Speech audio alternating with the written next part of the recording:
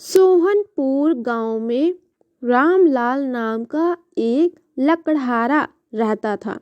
वो अपनी जीवन चलाने के लिए गांव के पास के ही जंगल से रोज लकड़ियां चुनता और उन्हें बाजार में बेचकर कुछ पैसे कमा लेता।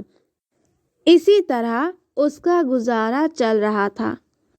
लेकिन रामलाल की पत्नी रामलाल के इस छोटे से कारोबार से खुश नहीं थी, क्योंकि रामलाल की पत्नी बड़ी खर्चीली थी।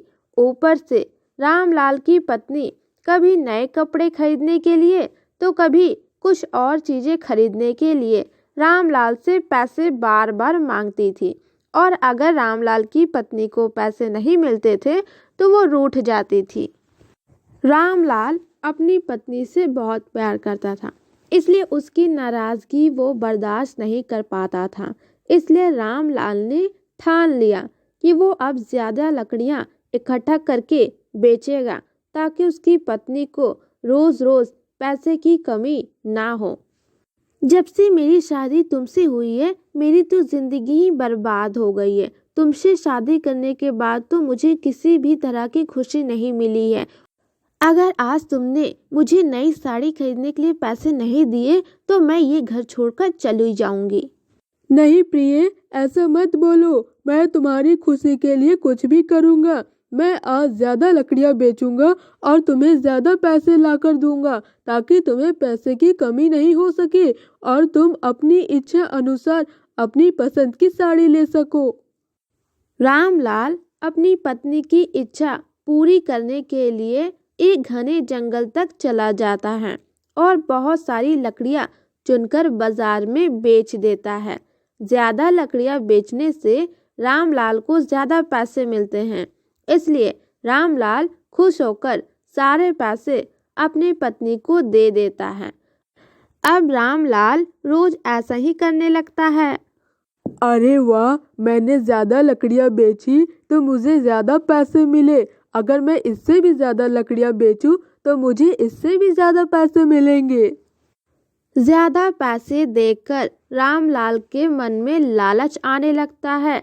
देखते देखते रामलाल के मन में लालच इतना बढ़ जाता है कि उसे और भी ज़्यादा लकड़ियाँ चाहिए होती है। मैं सिर्फ लकड़ियाँ चुनकर जब इतने पैसे कमा सकता हूँ, तो अगर मैं एक पेड़ को ही काट कर बेच दूँ तो मैं कितने पैसे कमा सकता हूँ। मैं तो बहुत जल्दी अमीर बन जाऊँगा और मेरी पत्नी और भी ज़्यादा खुश हो जाएगी। लालच में रामलाल धीरे धीरे पेड़ काटना शुरू कर देता है। पेड़ काटने से और ज़्यादा लकड़ियाँ हो जाती है, जिससे रामलाल को और भी ज़्यादा पैसे मिलने लगते हैं।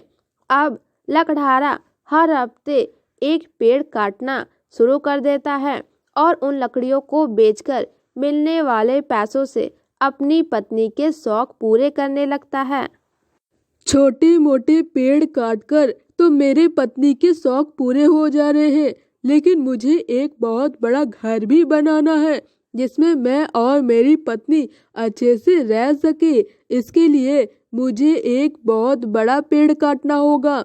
अगर मैं बड़े बड़े और मोटे मोटे पेड़ काटकर बाजार में बेचूं तो मेरा घर बहुत जल्दी बन जाएगा और मैं भी अमीर बन जाऊंगा। अब रामलाल को और भी ज़्यादा लालच हो जाती है और रामलाल एक मोटे पेड़ को काटने का फैसला ले लेता है और जंगल में जाकर मोटे पेड़ की तलाश करने लगता है। तभी रामलाल की नज़र एक मोटे पेड़ पर पड़ती है। रामलाल उस पेड़ को देखकर खुश हो जाता है और जैसे ही उस पेड़ को काटने के लिए कुल्हाड़ी उठाता है, वो पेड़ रामलाल से कहता है, मूर्ख आदमी, तू अपने लालच के चक्कर में मुझे काट रहा है। तू सारे पैसे अपने पत्नी के शौक पूरे करने में लुटा देता है और जब पैसों की बारी आती है तो तू हम पेड़ों को काटने के लिए आ जाता है। तुझे पता भी है कि पेड़ कितने कीमती होते हैं। हमारे अंदर भी जान बसती है और हम तुम इंसानों को जीने के लिए हवा, धूप, छाया और भूख शांत करने के लिए फल देते हैं, लेकिन तू अपने स्वार्थ के लिए हमें काट रहा है। जिस कुल्हाड़ी से तू हम पेड़ों को काट रहा है, उसी कुल्हाड़ी से मैं आज तुझे मारूंगा। रुक, तू देख मैं क्या करता हूँ।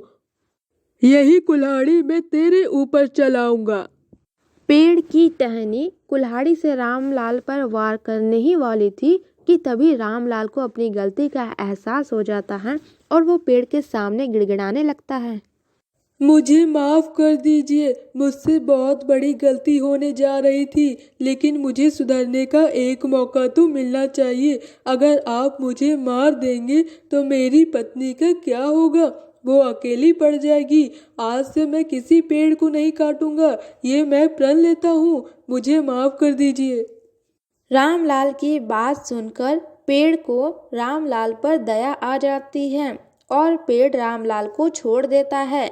पेड़ जैसे ही रामलाल को छोड़ता है, रामलाल वहां से तुरंत भाग जाता है और अपने घर जाकर और अपनी पत्नी को सारी बात बताता है और ये प्रण लेता है कि कभी भी वो पैसों के लालच में आकर पेड़ को नहीं काटेगा।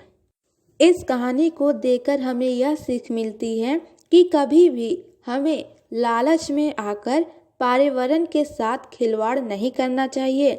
हमें ऑक्सीजन पेड़ से ही मिलती है, हम इन्हें काट कर खुद अपना नुकसान करते हैं, अपने जीवन को संकट में डालते हैं। इसलिए हमें कभी भी पेड़ नहीं काटना चाहिए और अगर हम पेड़ को काटते हैं तो बदले में हमें रोज़ एक पौधा लगाना भी चाहिए। हेलो गाइस, अगर आपको ये कहानी पसंद आई तो इस वीडियो को लाइक कीजिएगा, साथ ही हमारे चैनल को सब्सक्राइब कीजिएगा ताकि हम जो भी वीडियो अपलोड करें उसकी नोटिफिकेशन आपको मिले सबसे पहले।